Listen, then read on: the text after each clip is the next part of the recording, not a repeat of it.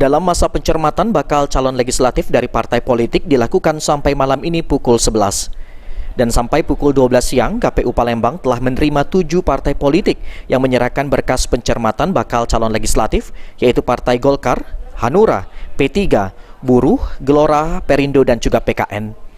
Dari 7 parpol yang menyerahkan berkas pencermatan itu sendiri, menurut anggota KPU M. Joni, ada beberapa parpol yang melakukan perubahan berkas bakal calon legislatifnya, diantaranya Perindo dan juga Golkar. Memang penggantian calon yang kemarin diumumkan di DCS ada yang diganti, kemudian ada perubahan dapil, decing, kemudian ada juga yang memang perubahan. Proses pencermatan ini sendiri wajib dilakukan oleh partai politik karena setelah ini akan dilakukan proses daftar caleg tetap. Firman Hidayat, PAL TV.